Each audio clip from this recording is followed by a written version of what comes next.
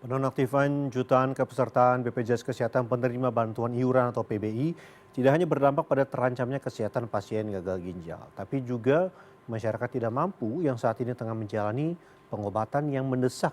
Ada jutaan masyarakat tidak mampu sepekan ini dibuat pontang-panting saat mereka akan berobat menggunakan BPJS Kesehatan PBI yang ternyata ditolak oleh pihak rumah sakit. Lalu sebenarnya apa yang terjadi? Berikut kita simak laporan khas redaksi.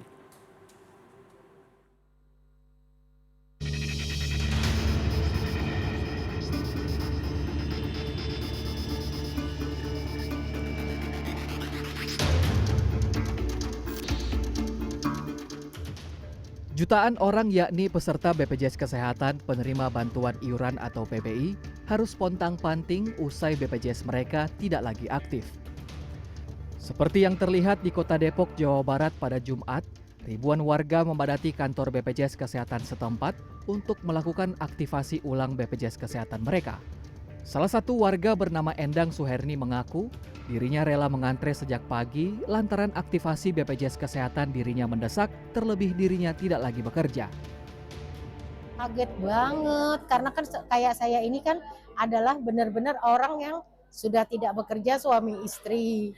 Terus apa namanya mati, tidak aktif, jadi saya mau nggak mau kan harus pindah karena setiap bulan saya harus kontrol ke dokter gitu.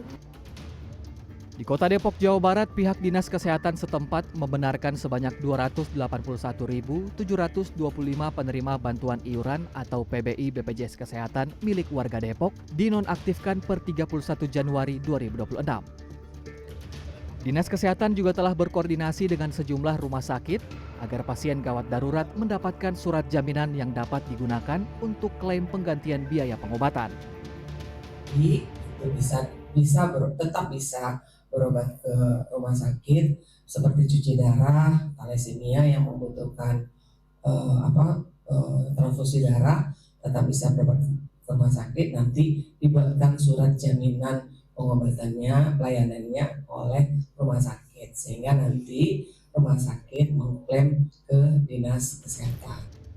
Sementara itu, Menteri Kesehatan Budi Gunadi Sadikin mengungkapkan penonaktifan kepesertaan BPJS Kesehatan PBI merupakan ranah dari Kementerian Sosial.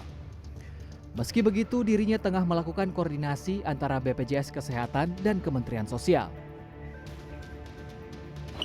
BPJS kan sudah menjelaskan bahwa ada perubahan dari peserta PBI yang ada dari Kementerian Sosial.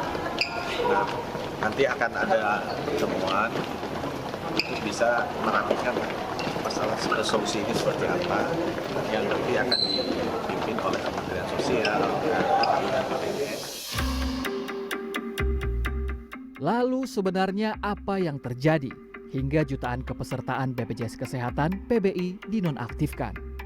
Menurut Ketua Komunitas Pasien Cuci Darah Indonesia Tony Samosir, di balik masalah penonaktifan ada masalah yang besar, yakni soal karut-marut data penerima bantuan iuran PBI. Tony menyebut akibat data yang tidak tepat sasaran dan amburadul, masyarakat yang benar-benar tidak mampu justru menjadi korban. Tony pun mendesak pihak Kementerian Sosial melakukan verifikasi lebih dulu sebelum melakukan penonaktifan. Ini masalah struktural, penyusunan data mana ada sampai 2019 penyusunan data terus. Ini 2026 sekarang, kejadian sejak tahun 2019. Ini kayak bom waktu aja, seperti gitu. Penonaktifkan, makanya kalau penonaktifan tersebut dilakukan tanpa verifikasi medis yang benar tadi, ya, tanpa pemberitahuan yang layak, ya, bahkan tanpa jalur darurat untuk kondisi kritis, menurut saya ini sudah bukan lagi sekedar masalah administrasi, ya, tapi bisa masuk ke ranah pelanggaran hak dasar pasien untuk hidup dan mendapatkan layanan kesehatan yang layak, ya. Jadi ini bukan hal sesuatu yang baru, ini memang kesalahan struktural.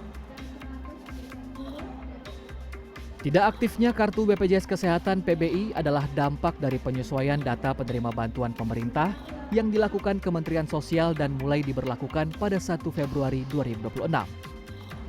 Pembaruan data dilakukan untuk memastikan bantuan iuran BPJS Kesehatan tepat sasaran. Sementara itu, Menteri Sosial Saifullah Yusuf yang ditemui pada Kamis 5 Februari telah meminta seluruh rumah sakit tidak menolak pasien meskipun status BPJS Kesehatan PBI mereka sedang tidak aktif. Gus Ipul mengatakan saat ini Kementerian Sosial telah melakukan skema reaktivasi cepat bagi masyarakat yang membutuhkan layanan mendesak. Tim Liputan CNN Indonesia.